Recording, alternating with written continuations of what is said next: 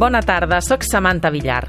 Més de 500 persones, incloent-hi una vintena d'alcaldes de la Catalunya Nord i el Principat, s'han manifestat els últims dies per reclamar que es reobri la circulació entre França i Catalunya. En aquests moments, molts passos fronterers es troben tancats pel govern francès, oficialment per alerta antiterrorista. Per molts dels habitants de la zona, es tracta d'un pretext per evitar, entre d'altres, la immigració il·legal, o bé per frenar el flux de gent per motius sanitaris. El cas és que els està perjudicant molt vital i econòmicament. És aquest un altre dels efectes col·laterals de la crisi sanitària després del col·lapse? Benvinguts.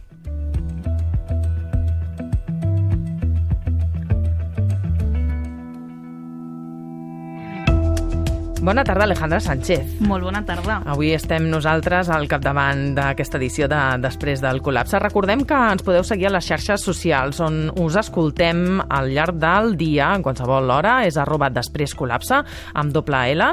I arrenquem aquest tema parlant també d'un reportatge del programa Report de Televisió Espanyola, que ja teniu a la carta de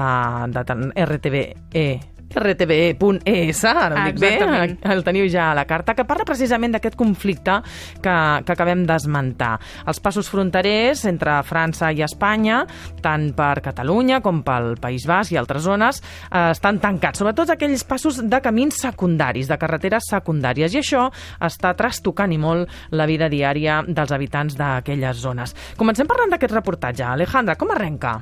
Doncs aquest reportatge arrenca parlant de la relació que hi ha entre França i Espanya, sobretot mitjançant aquestes vies secundàries que ara mateix anomenaves, sense cap tipus de límit o control que permeten la mobilitat entre tots dos països, tal com preveu l'espai Schengen, és a dir, la norma europea pel que fa a la mobilitat dintre dels països de la Unió. Aquest reportatge, que per cert diem el nom, es diu Fermer les frontières, espero que t'hagi agradat el meu francès. Tanquem les fronteres, que vol dir, en tanquem francès. Les fronteres. Comença precisament mostrant la sorpresa d'una veïna per trobar-se un d'aquests camins secundaris tancats pel que, segons ella, és una excusa de l'alerta terrorista. Hola. ¿Está cerrado? Es la primera vez que me encuentro con el camino cortado, o sea que sí, hoy. ¿Y el motivo? Pues no tengo ni idea. Bueno, ha cerrado el gobierno francés alegando control antiterrorista. Si creen que cortando un camino que utilizamos normalmente los vecinos de la zona van a evitar el terrorismo a estas alturas, pues yo creo que es una excusa un poco sin sentido, pero bueno. ¿Vivir en frontera tiene algo de hándicap en ese sentido? Pues antes no, pero desde tema pandemia y excusas tipo terrorismo y cortar carreteras sin avisar, pues cada vez es más incómodo. ¿Vives cerca? Por aquí son 5 minutos, pero si tengo que coger el otro camino, pues casi tardas casi 10 minutos, un cuartito de hora. O sea que ahora tendremos que maniobrar y dar la vuelta e ir por la carretera general. Entenc perfectament, per un barceloní un quartito d'hora tampoc és res de l'altre món, però en aquestes zones és veritat que el càlcul de les distàncies varia moltíssim allà on vius, i un quart d'hora, escolta, és triplicar el temps que dedicava a traslladar-se. Hi ha un altre moment del reportatge que s'acosten al poble de Bossòst. Doncs sí, és un poble, en aquest cas de la Vall d'Aran, que sabem que és una localitat que en aquest cas ha quedat naturalment aïllada de França. Escoltem l'alcalde d'aquesta localitat, com deies, de Bossòst, que es diu Amador Marquès.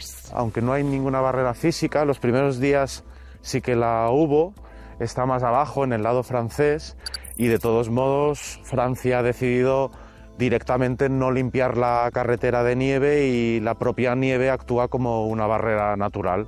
¿Es habitual que cierren? No, de hecho esta es una medida muy excepcional. Yo solo la he visto en el año 2015, cuando sucedieron los atentados de París. Francia alega motivos otra vez de alerta terrorista y entendemos que es algo muy excepcional. No és la primera vegada, però no passa molt sovint que es tanquin aquests passos fronterers. Volem parlar d'aquesta situació amb Carola García Calvo. Ella és investigadora del programa sobre radicalització violenta i terrorisme global del Real Institut Elcano. Carola, buenas tardes. Hola, buenas tardes. Estábamos escuchando que Francia ha cerrado los pasos fronterizos con España por alerta terrorista, pero ¿cuál es el estado de la amenaza yihadista actual en Francia? Bueno, pues en primer lugar hay que decir que efectivamente no es exactamente un cierre, es retomar el control sobre los pasos fronterizos, ¿no? Esta es una medida que ya Francia implementó a partir del año 2015 en plena oleada de movilización de ciudadanos franceses hacia el autodenominado califato establecido en Siria y en Irak, ¿no?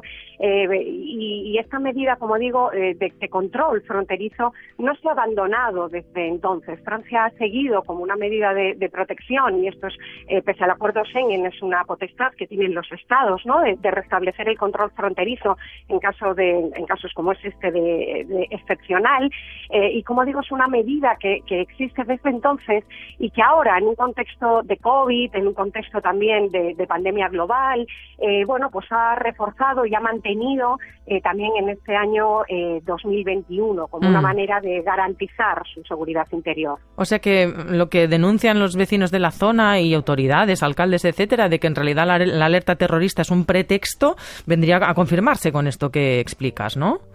Lo que quiero decir es que esta es una medida que ya lleva años en vigor y que responde a un momento en el que efectivamente la amenaza terrorista para el país galo y también para el resto de los miembros de la Unión Europea es elevado. Desde el año 2012, pero sobre todo, como digo, a partir del año 2014 y 2005, Europa se vio afectada por la mayor oleada de movilización yihadista, ¿no? Desde que se iniciase este fenómeno allí por la década de los 80 del pasado siglo.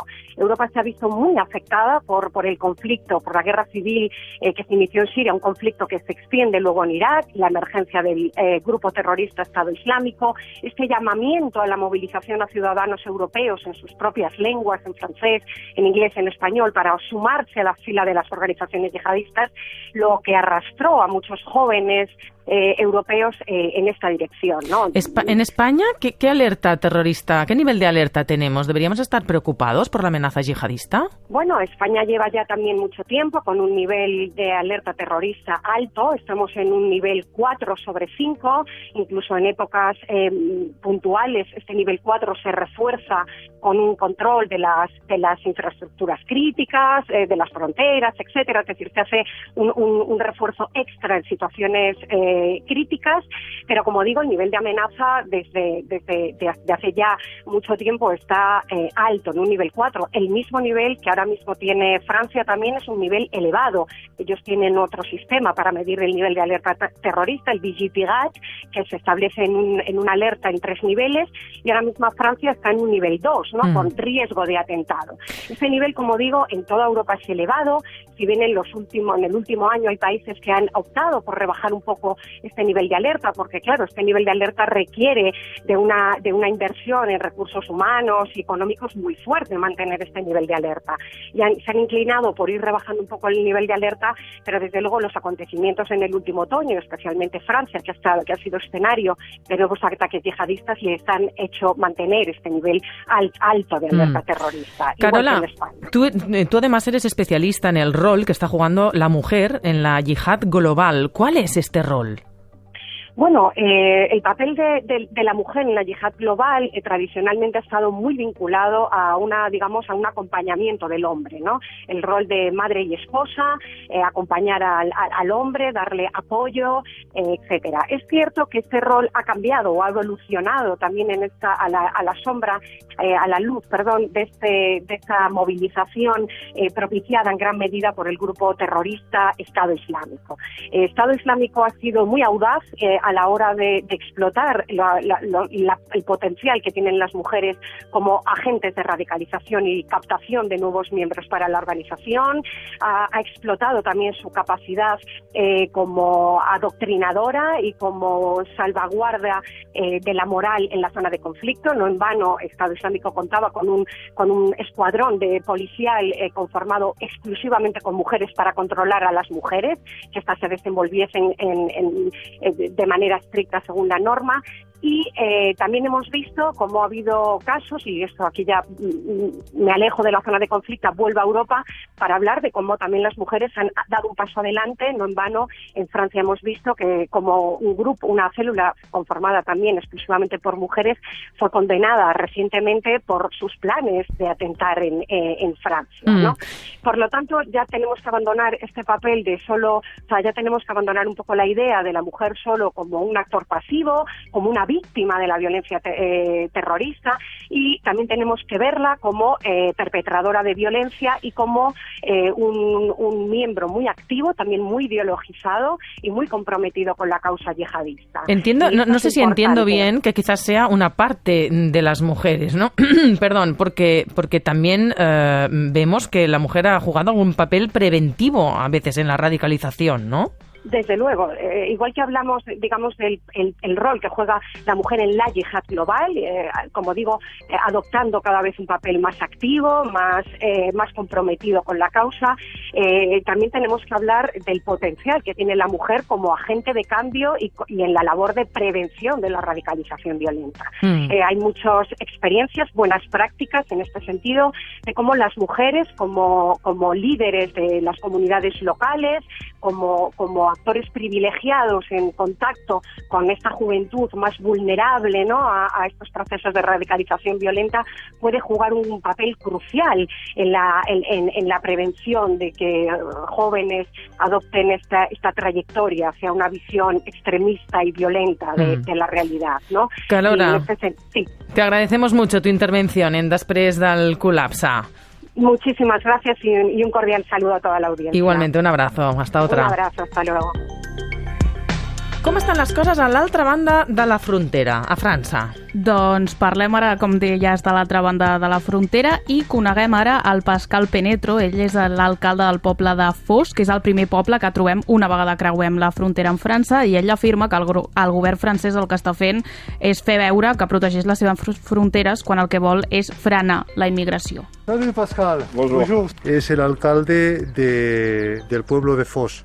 Es el pueblo de Francia más cercano al Valle de Arán. Francia ha decidido cerrar algunos accesos con España. Sí, para mí no es un azar. La semana pasada hay un grupo extremismo que dice que va a luchar contra la invasión migrante. Y es por esta razón que pienso que la reacción es hacer una publicidad para decir nosotros estamos aquí para guardar las fronteras. Los migrantes y los terrorismos no es la misma cosa. Muchas veces los terroristas en Francia son gente que son franceses y que se convierte al Islam, por ejemplo. Tenim moltes ganes de parlar de tot això amb el corresponsal de Ràdio Nacional a París, Paco Forjas, que ha seguit el tema. Paco, buenas tardes. ¿Qué tal? Muy buenas tardes, ¿cómo estáis? ¿Qué explica Francia del cierre de estos pasos fronterizos? ¿Es por alerta terrorista? ¿Es por control de la inmigración? ¿Por COVID? Bueno, a mí me gustaría en primer lugar aclarar una cuestión muy importante, y es que algunos de los terroristas que han cometido actos, asesinatos dentro del país francés, han sido criados dentro del país francés. Es decir, que ese control de las fronteras, necesario, no se nos olvide, evidentemente también hay que desviarlo a otras cuestiones. Si en un principio se dijo que era por cuestiones del ámbito terrorista, también tenemos que recordar que es por cuestiones relacionadas con la pandemia, y tenemos que recordar también que es relacionado con el tema de la inmigración ilegal. Tampoco se nos debe olvidar que en Francia están entrando gran cantidad de inmigrantes ilegales, en este caso por la frontera con Italia. Por eso mismo, añado ya que no se comprende que, por ejemplo, Emmanuel Macron, cuando anunció esa ofensiva contra inmigración ilegal, terrorismo y pandemia, lo hiciera justamente en la frontera con España. Es un tema incomprensible, pero realmente ocurrió así. La realidad es que está repartido el juego en esos tres aspectos que bueno, parece ser que en un principio está dando algún tipo de resultado junto con otra serie de políticas ya más en los ámbitos locales. ¿A qué resultado te refieres? Resultados, pues evidentemente a que han decidido coger el toro por los cuernos, han decidido a actuar más contra los grupos islamistas radicales que operan desde las mezquitas en muchos puntos importantes de Francia, por ejemplo en Saint-Denis, en la región de París, en la región de Île-de-France, y también, por supuesto, con otra serie de cuestiones, como por ejemplo el que la educación se realice completamente, por lo menos ya desde crío, se realice directamente en las escuelas, que no se permita la educación en las casas, que no se permita también la educación por parte de imanes que han sido educados en países extranjeros, llámese Turquía, por cierto, país al que Francia pagaba un importante remanente de dinero para el tema de formación. Entonces, pues junto a esas políticas, pues evidentemente pues intentan de alguna manera pues acabar con una lacra que, no se nos olvide, en unos años se ha cobrado más de 300 muertos aquí en Francia. Paco, muchísimas gracias por tu aportación al programa. Gracias, buenas tardes. Hasta luego, buenas tardes. Adéu, bona tarda. El cas és que una de les principals conseqüències del tancament, tant sigui per alerta terrorista com per motius sanitaris derivats de la pandèmia de la Covid-19, és l'ofegament de l'economia. Doncs sí, per parlar-ne tornem a Bussost, aquell poble que dèiem de la Vall d'Aran, un poble que viu principalment del turisme francès. Escoltem ara testimonis, concretament el del propietari d'una farmàcia, la farmàcia del poble, també del forn de pa i de la xarcuteria Lili i també del propietari d'una botiga de roba, tots del poble, que ens expliquen aquest ofegament de l'economia. Aquí en el Bajo Arán el 90% de los clientes son franceses. Pues imagínate lo que supone para una población como esta perder de golpe y porrazo todos los negocios al 90% de sus clientes. Cuando venía el francés, conoce sus productos, todo esto se vendía muchísimo. ¿Y ahora qué acabas vendiendo? A la hora de la verdad, mascarillas, geles y poco más. Hola Lili. Hola, ¿qué tal? ¿Cómo vas? Poca gente, ¿no? Por eso. Sí, poca gente, la gente del pueblo y ya está. Los franceses compran aquí pues mucho las magdalenas, aceite, también les gusta mucho. Turrones para Navidad, pero aquí viene mucho al tabaco y al alcohol. Hay que estar abiertos porque por poco que haya, pero siempre hay alguien y tienes que tener un servicio y no puedes tener el negocio cerrado completamente. Un altre moment d'aquest reportatge del programa Report, que ja teniu a la carta a rtv.es, observen, en un altre moment d'aquest reportatge, observen no només l'impacte en l'economia, en el turisme, sinó una mica més enllà. Doncs sí, és el cas del Carlos Pedarrós, que és propietari d'una fàbrica de formatges i també de iogurts, i degut a l'absència de ramaders a la zona de la Vall d'Aran, ha d'anar a França a buscar la matèria primera per elaborar els seus productes, que és la llet. I així ell creua la frontera entre España y Francia. Lo que es muy importante, aparte de no olvidarnos de los bidones, es llevar este documento, porque nos podemos encontrar en la frontera que hay algún control de aduanas y nos pidan este documento por el motivo por qué nos desplazamos a su país. Depende de las necesidades de leche que tengamos, pues lo cruzamos 2-3 veces a la semana. No hay una frontera física, pero continúan habiendo estos controles. Y estos son los pueblos que están más cerca de la frontera. Este es el pueblo de Caneján. Esto es lo que nosotros le decimos el Puente Rey, el Pont de Rey. Aquí hacemos el cambio de país, de España a Francia. Puede ser que nos encontremos el control de aduanas.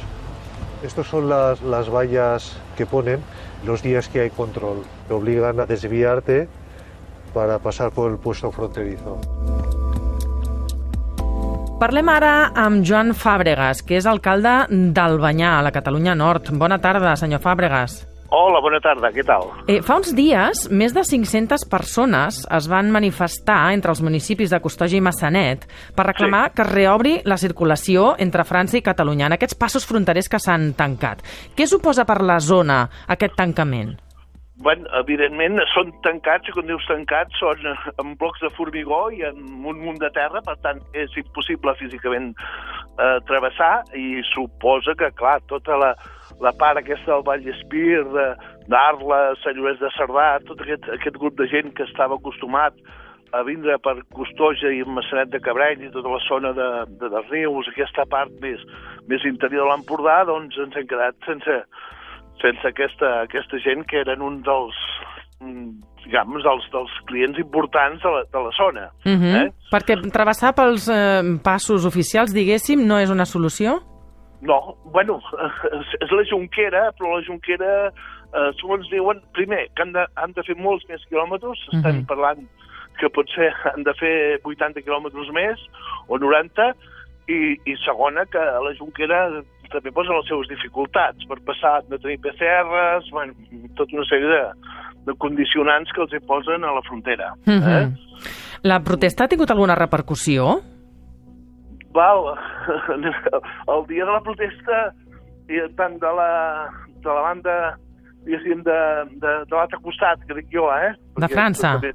Sí, però jo dic l'altre costat perquè també són catalans, Hi havia el prefecte de Perpinyà i per la part d'aquí diguéssim, de la Catalunya Sud hi havia diputats al Parlament, diputats de Diputació, amb el d'alcaldes, i sembla que no volen obrir. Fins al 30 d'abril, doncs es veu que no. I nosaltres pensem que és un tema econòmic, perquè la gent gasti els recursos allà. Sí? Creu que l'alerta terrorista és una excusa? És una excusa. L'alerta terrorista i el tema del Covid, jo em sembla que és una excusa. És un tema comercial. Penseu que tota aquesta gent venien aquí a fer la despesa aquí diguéssim, el que és l'Alt Empordà. No ho sé. Això és el que pensem la gran majoria, Sí. Vostès, a més, han creat el col·lectiu Esborrem la frontera i demanen l'obertura dels passos fronterers i l'eliminació de les fronteres que van marcar el Tractat dels Pirineus, que estem parlant del segle XVII. Sí, evidentment. Nosaltres no estem per tancar passos, sinó estem per obrir més passos. Però estan a la zona Schengen, té sentit demanar el canvi de les fronteres? Bueno, perquè és així, perquè jo tinc una... En el terme Albanyà hi ha un pas a l'hostal de la Muga que entres a Costoja, que amb 16 quilòmetres m'ha fet el poble veí de Costoja i actualment no està obert, està tancat, hi ha una rasa, ho hem fet diverses negociacions i no hi ha maneres d'obrir i clar, dius, això no és possible. Això no és possible. Vull dir que... I això que vostès formen part, de fet, Catalunya forma part de l'Euroregió, Pirineus Mediterrani, per qui no ho conegui, és una organització, una estructura que inclou Catalunya, Illes Balears, el Llenguadoc-Roussillon i els Midi-Pirinès, a la banda de França. Ara, l'Aragó també hi formava part, però es va desenganxar, va voler marxar arran del conflicte pels béns eclesiàstics de la Franja. Però aquesta estructura de cooperació transfronterera és un paper mullat? No serveix? No serveix perquè les decisions per la part francesa, igual com aquí, venen des de París i aquí des de Madrid. Vull dir que, clar, aquesta gent, doncs, sigui pels interessos que sigui, doncs no volen desbloquejar aquestes situacions tan senzilles, perquè estem parlant de col·locar un tub de 8 metres o 10 i passes, ja comuniques un país amb l'altre, amb una pista forestal, però és igual. Però no hi ha voluntat. No hi ha voluntat. En canvi, a l'Euroregió de Nova Aquitània, que l'expliquem, aquesta inclou Navarra i el País Basc, allà sí tenen lliure circulació dels ciutadans en un radi de 30 quilòmetres i sense PCR si passen 24 hores només. Com és que aquí no? No ho sé. Hi ha coses que no s'entenen, com una zona expliquen un criteri i els altres uns altres. Jo segueixo pensant que és un tema de comerç, econòmic. I amb el País Basc no tindria sentit això, no? Allà també hi hauria de prevaldre aquesta idea. Potser sí. Jo no sé si hi ha tanta població com aquí, la zona de Perpinyà, la zona d'Argelers, d'Elna... Clar, no ho sé. Queda clar. Queda clar que el perjudici aquí a la frontera amb Catalunya és gran. Joan Fàbregas, alcalde d'Albanyà, moltíssimes gràcies per estar després del col·lapse. Gràcies a vosaltres. Adéu, bona tarda. Bona tarda. Justament ara parlàvem que no són només els territoris catalans els que han estat afectats per aquesta decisió, sinó que també alguns de País Basc, per exemple. Doncs sí, de fet, el report aquest, Fermé Le Frontier, ens mostra el cas d'Irun, on el veïnat ha organitzat una xarxa de suport a immigrants que volen creuar França per informar-los i també per donar-los el suport en aquest procés. Escoltem la Inzane Aguirre i el Jon Arangurun d'aquesta xarxa de suport d'Irun. Estamos atendiendo a 2 mujeres que llegan de Costa de Marfil, pero que se han conocido en Irún. Ellas ahora mismo lo que quieren es llegar a París y empezar un proyecto de vida que les permita llevar una vida digna como queremos todo el mundo. En esta pancarta, para que se vea que es nuestra oficina, y es lo que pone Irún Guarreras Area, Red de Acogida de Irún, oficina. Y simplemente ahora les estamos un poco dando la información de dónde están, qué problemas se van a encontrar. La policía francesa, cuando ve una persona negra con pinta de inmigrante, lo que hace es pedirle documentación, no tiene, y dice, bueno, pues no puedes entrar en Francia. y de la que los cogen los devuelven. Bien los meten en una furgoneta y los pasan a la parte irunesa, o bien directamente les marcan el camino y les dicen: allí tenéis España por donde habéis venido. Son devoluciones ilegales, con lo que se está negando derechos a personas que pueden ser menores, personas que pueden pedir asilo, etcétera, etcétera. Això és el que coneixem per tornades en calent, no? Que són clarament il·legals, molt conegudes. En fi, el cas és que una altra de les coses que comparteixen Espanya i França són comissaries de policia. Sí, perquè al llarg de la frontera entre tots dos països hi ha 4 comissaries compartides que s'encarreguen de la vigilància transfronterera i també, com has dit, d'aquestes retornades en calent de tornar els immigrants. Escoltem ara el Karim Filali, que és el coordinador del Centre de Cooperació Policial i Aduanera d'Hendaia, i també el Philippe Lemoyne-Saussure, que és el subgovernador de Bayona. Donc les missions sont de coordonner l'acció des forces de sécurité intérieure. La nostra missió és coordinar les accions de les forces de seguretat de cada país sobre la criminalitat transfronterera i també en matèria d'immigració. També ens ocupem de les readmissions que ens permeten tornar a les persones a Espanya. De ramener la persona en Espagne. C'est que les principaux axes de pénétration de l'immigration irrégulière en France. Les forces de seguretat saben que les principals vies d'entrada d'immigració són via Itàlia i Espanya i per això són espais molt controlats perquè hi ha un risc molt alt de penetració terrorista. Pensem que les fronteres exteriors de França no poden controlar els fluxos migratoris i és per això que França ha decidit tancar les seves fronteres. Pour que la France n'ait pas à fermer ses propres frontières. En fi, d'alerta terrorista sembla que al final no queda tan provada, no?, com les autoritats franceses clamen. Home, aquestes declaracions últimes del subgovernador de Bayona, en què deia que des de França consideraven que Europa, la seva frontera sud, que en aquest cas és Espanya, no la té prou controlada, per tant, ells tanquen de manera unilateral, jo crec que es poden extreure conclusions. També és curiós el que esmentava el corresponsal de Ràdio Nacional, Paco Forjas, que la frontera amb Itàlia, en canvi, no la tenen tan controlada, quan també és un pas fronterer, no? Per tant, el que clama l'alcalde d'Albanyà, que hi hagi interessos econòmics al darrere, podria ser... Encara no ho tenim confirmat, això. Les autoritats franceses diuen que no, que es tracta només d'alerta terrorista. Recordem, com deia ell, que no ho hem esmentat perquè els oients es facin una idea, que es tanquen els passos fronterers i aquestes vies secundàries amb pedres. O sigui, és una manera molt rudimentària de que tu arribes allà, et trobes una pedra, et trobes una valla i no passes. O sigui, no és res sofisticat, no és un control de fronteres. I si no, deixen la neu, no la treuen, de manera que ningú podrà passar. Va, anem a Irún, perquè aquest report de Televisió Espanyola, recordem aquest programa Report Fermé Le Frontier, ens presenta el cas d'Immobiliàries Iparralde. Què els hi passa? Doncs és una empresa amb seus a Irún, per tant a Espanya, i també a Hendaia, que ja és França, i la seva directora, Mirari Bellocchi, explica per què molts espanyols, tot i moure's entre Espanya i França, prefereixen establir la seva residència a França. És el cas d'un matrimoni que vivia a Renteria, al País Basc, i que ara viu a França també. El cliente español nos pide sobre todo un salto cuantitativo en lo que es calidad de vida. Es decir, aquí tenemos una urbanización con mucho espacio verde, una urbanización cerrada, segura, pues en la parte española sería pues del orden ahora mismo de entre un 20 y un 30% más caro. Vinimos de un pueblito que está relativamente cerca, que se llama Rentería. Básicamente lo que buscábamos era tranquilidad. Aquí a partir de las 6 de la tarde esto es un paraíso. Duermes bien, no hay ruidos. Solamente por el hecho de tener el aparcamiento cerca de casa ya ha merecido la pena venir aquí a Hendaia. Y ese edificio rojo es donde yo trabajo, que es la feria de muestras de Ficoba. Entro a las 10 de la mañana y puedo salir a las 10 menos 10, caminando.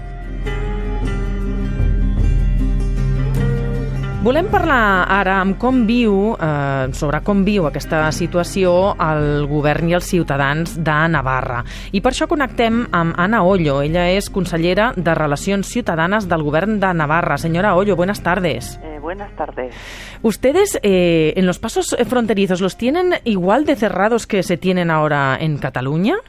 Pues efectivamente, el gobierno francés decidió cerrar una serie de pasos fronterizos en la frontera franco-española y efectivamente dentro de esos pasos fronterizos que también afecta a algunos en Cataluña, pues hay varios que afectan en el territorio navarro. Pero ustedes han conseguido negociar unas condiciones para los habitantes de la zona, ¿no?, en un radio de 30 kilómetros. Bueno, en realidad sí que es cierto que a través de Nueva Aquitania, de la euroregión que tenemos, Nueva Aquitania, Euskadi y Navarra, sí que se consiguió que los trabajadores que se consideran transfronterizos, es decir, las personas que viven a 30 kilómetros de la Muga, en un lado y en otro, no tuvieran que acreditar la realización de una PCR para volver al territorio francés. Pero únicamente eso es lo que se ha conseguido, ¿no? No hay otras condiciones, es decir, no se han abierto los pasos y las afecciones son importantes para esa ciudadanía transfronteriza. ¿Qué explicación les dan las autoridades francesas respecto al cierre de los pasos fronterizos? Bueno, nosotros desde luego, tanto como Gobierno de Navarra, como le digo, en ese marco de la euroregión, hemos solicitado a los gobiernos español y francés que se abran de nuevo esos pasos. La explicación del gobierno español es que esto ha sido una decisión unilateral francesa, del gobierno francés, y la explicación desde el prefecto del gobierno francés es que es una decisión por motivos antiterroristas, de vigilancia y control del antiterrorismo. Es cierto que seguimos intentando, porque las afecciones son importantes, no solo las afecciones comerciales o las afecciones económicas, laborales, sino también de la propia ciudadanía que vive en ese espacio y vive sin tener mugas, ¿no? Pero evidentemente, como le digo, la explicación es que se ha cerrado por control antiterrorista. ¿Cómo valoran ustedes esta explicación, teniendo en cuenta que buena parte de la amenaza yihadista francesa nace en el propio territorio francés? Son ciudadanos franceses los que acaban perpetrando estos atentados. Bueno, pues evidentemente la valoramos de manera negativa y así lo hemos transmitido, porque efectivamente entendemos que este cierre de estas fronteras lo único que está produciendo es trastornos y problemas a esa ciudadanía que vive, esa ciudadanía transfronteriza, a esos ayuntamientos, a esas empresas que, como le digo, viven sin tener en cuenta esas mugas, viven, en ese territorio Schengen que nosotros, la Unión Europea, ¿no?, propició. Entonces, en ese sentido, creemos que esto es un paso atrás por parte unilateralmente del gobierno francés, que además no se muestra permeable, desde luego, a nuestras peticiones.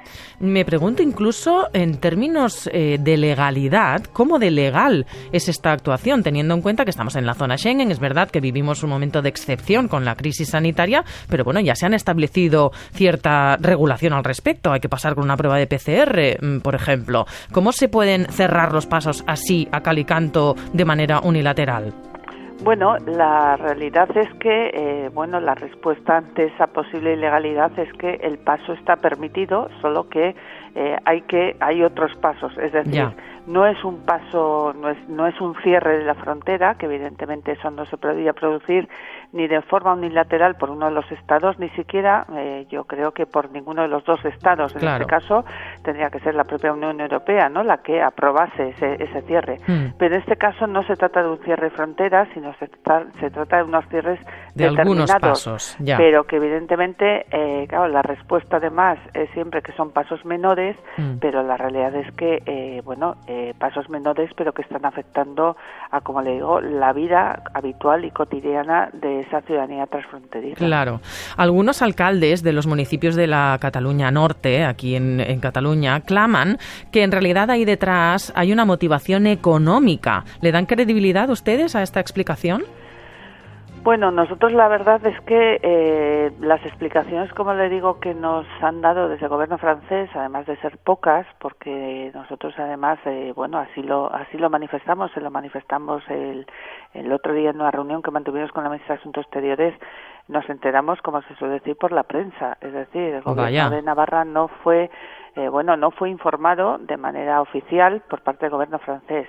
Sí se debió transmitir al gobierno español, pero no a las comunidades autónomas o a las regiones, en este caso tampoco a Nueva Aquitania, a las regiones que vivimos, o Occitania, ¿no?, en el caso catalán, a las regiones que vivimos en ese espacio transfronterizo. No fue una decisión que la conocimos, como le digo, de manera directa, la conocimos, de manera indirecta a través de los medios de comunicación, y a partir de ahí lo que hemos hemos hecho un informe como Euroregión de las afecciones que esto supone, el cierre de estos pasos supone, en nuestro caso también acompañada por peticiones de los ayuntamientos, de las entidades locales de esa zona, y como le digo, Nosotros, efectivamente, tiene afecciones económicas, comerciales, pero también yo quiero destacar que hay afecciones a esa ciudadanía en que ya convive en ese espacio.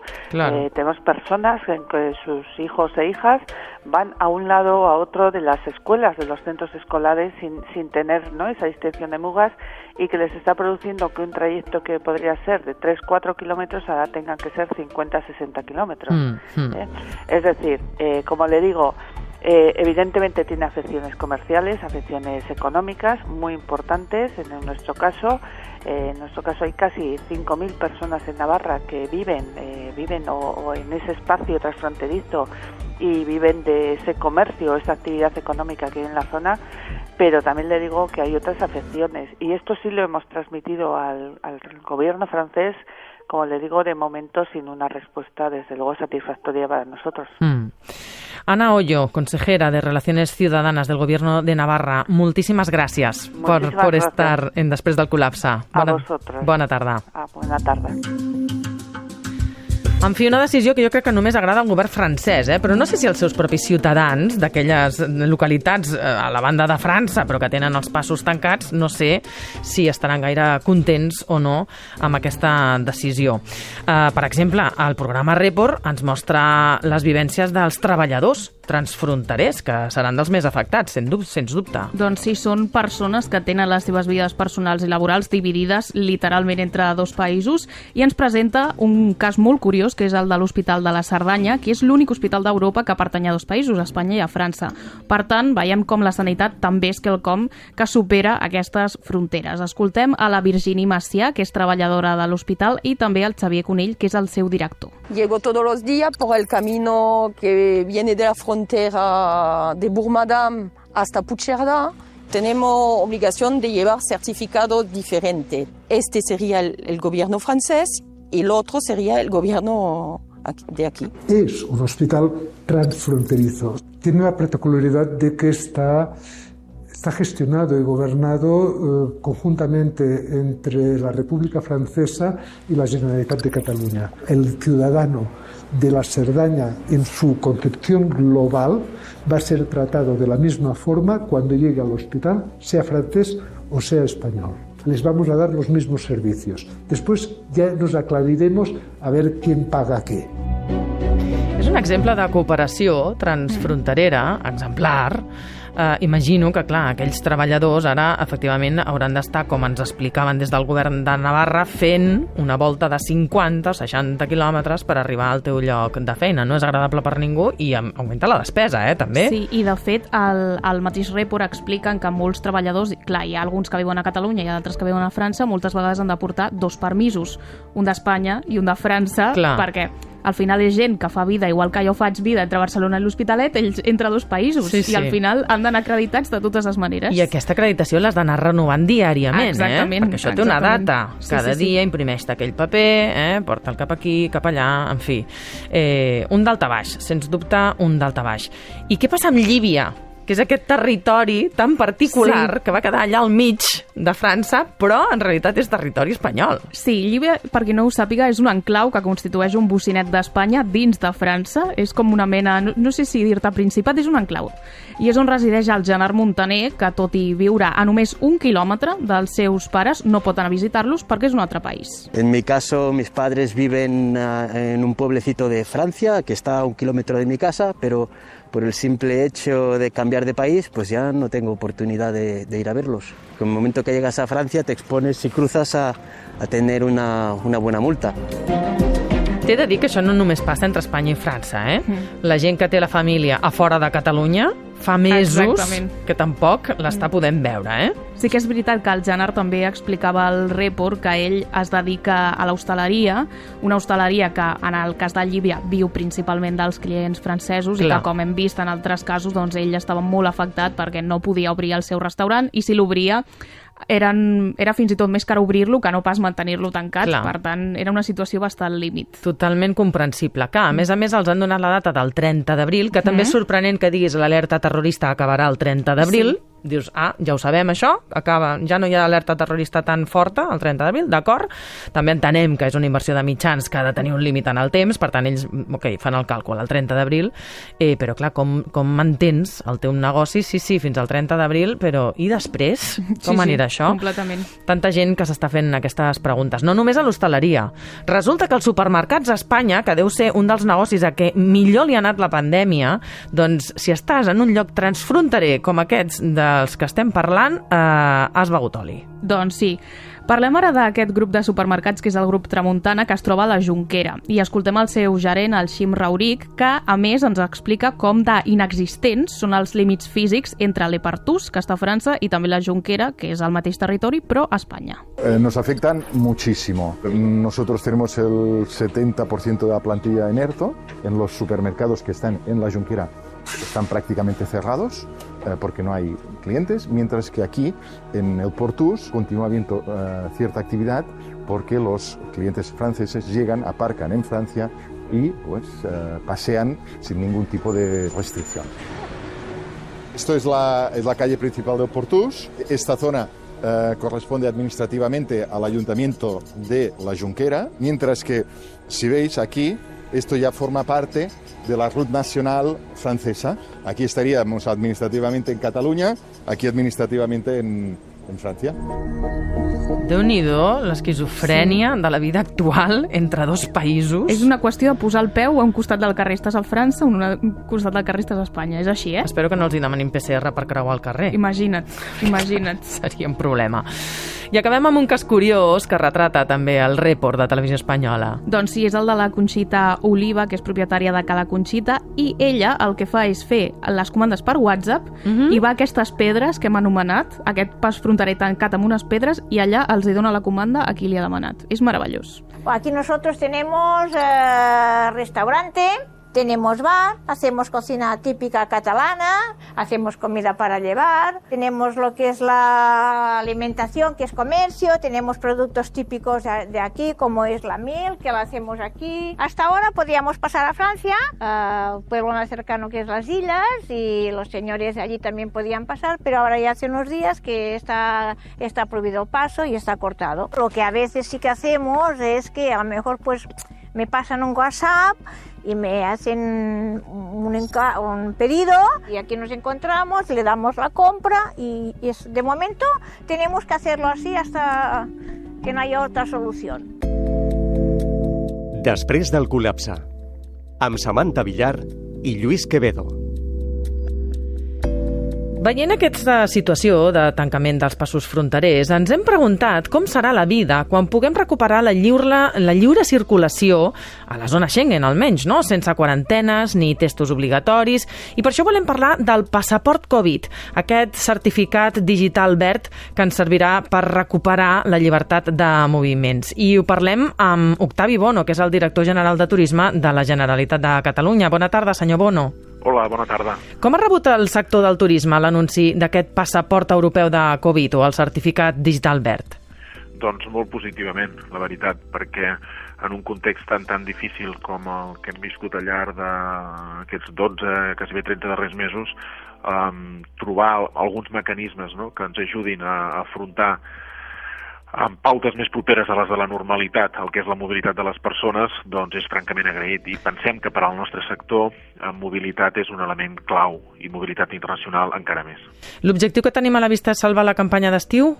Ens aniria molt bé, la veritat que sí, ens aniria molt bé perquè l'any passat ja es va treballar, especialment després de Sant Joan i pràcticament fins a la primera quinzena del mes de setembre, però no en tenim prou només amb el mercat domèstic català o espanyol en el seu conjunt, no en tenim prou. Penseu que, i aquest és un indicador de la importància dels mercats internacionals, penseu que malgrat que els mercats internacionals són si fa o no fa en nombre d'arribades suposen el mateix volum que suposa el mercat domèstic català o espanyol, en canvi, si parlem d'ingressos, signifiquen el 86%. No? Per tant, és molt important i per alguns llocs en concret, com la pròpia ciutat de Barcelona, que encara està més internacionalitzada, doncs és un aspecte clau.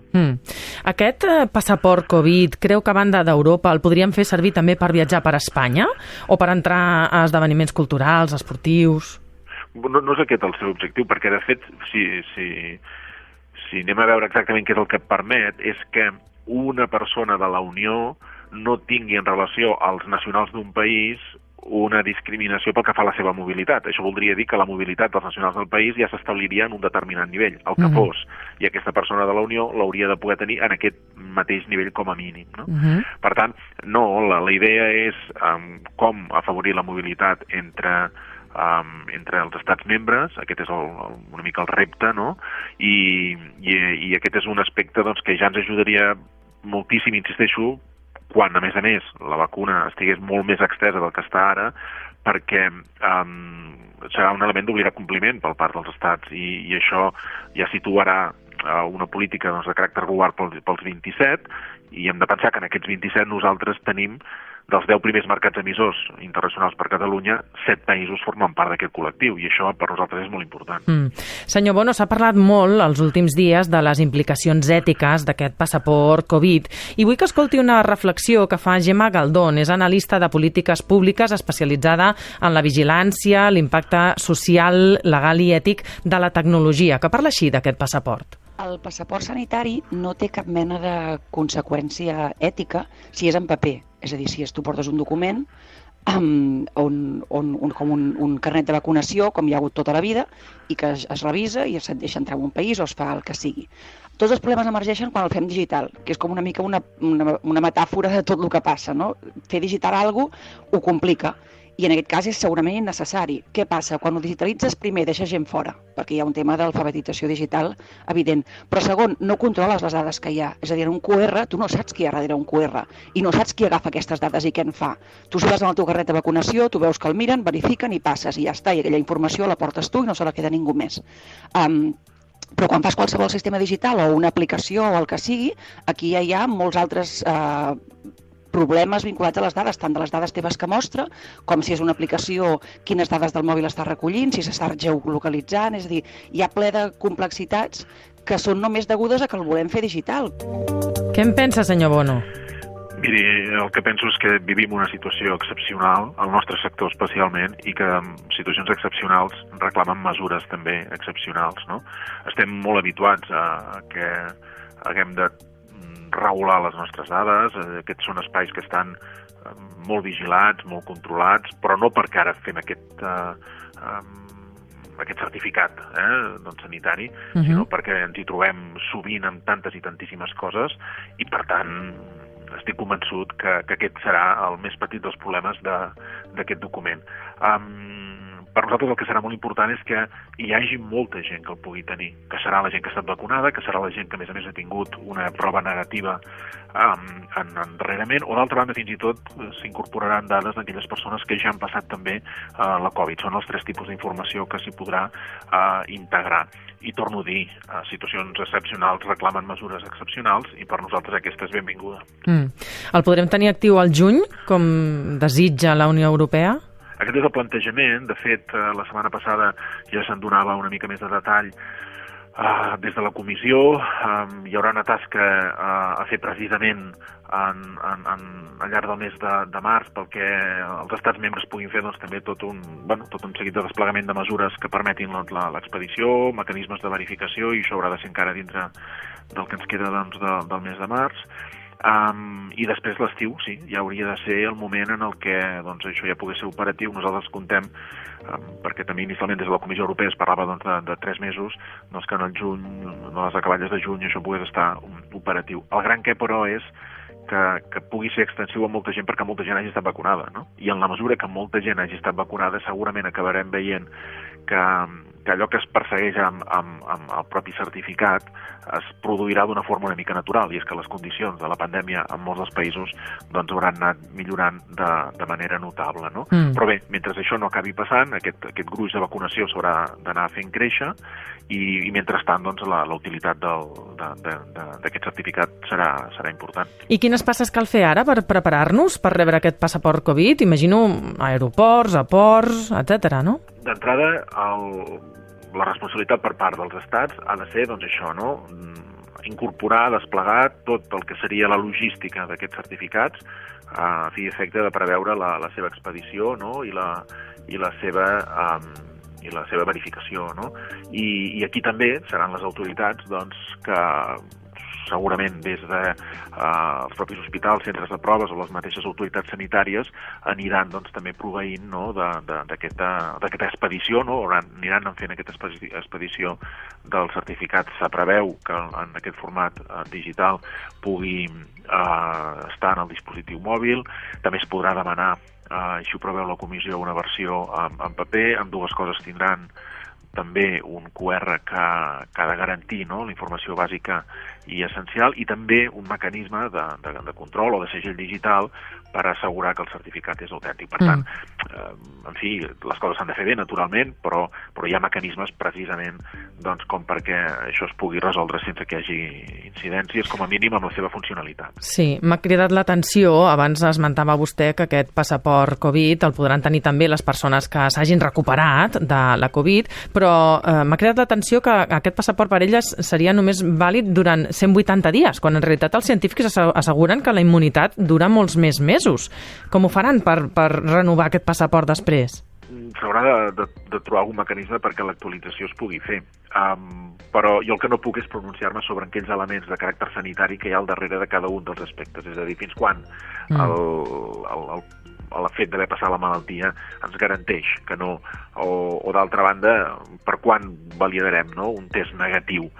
Bé, tots aquests són aspectes que vindran definits, que seran les autoritats sanitàries que les definiran, i que estic convençut que el que s'espera que sigui un document dinàmic doncs es pugui actualitzar i aprofitar la informació quan tingui la utilitat que s'espera que tingui, que és facilitar la mobilitat de la gent, i que si en algun moment això no es pot fer perquè les condicions que s'han de garantir no es garanteixen, doncs el propi certificat ho posarà en avís. No? Octavi Bono, director general de Turisme de la Generalitat, moltes gràcies per ser després del col·lapse. Gràcies a vostès, adéu-siau. Que vagi molt bé. Doncs acabem després del col·lapse. Alejandra Sánchez, moltíssimes gràcies per la teva feina avui. Que vagi bé.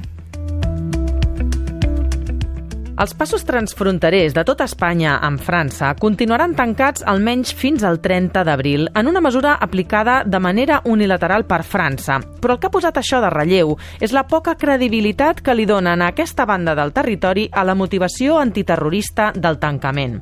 El control de la immigració clandestina, el control de la Covid o motius econòmics, senzillament, són raons creïbles pels pobles afectats. Si fos així, l'alerta antiterrorista estaria donant carta blanca a França per executar mesures controvertides des del punt de vista legal i inacceptables des del punt de vista moral, donat el perjudici econòmic i vital que estan provocant a la zona. Això és després del col·lapse. Avui l'hem fet amb una feina d'Alejandra Sánchez, basant-se en un reportatge del programa Report. També estem a l'equip Jordi Vila, Martí Francàs i Ferran Grau, que són redactors, Cristina Brunyes, productora, Àngel Garcia, el nostre tècnic, i Lluís Quevedo i jo mateixa dirigint el programa. Que vagi molt bé el que queda de dia. Fins demà.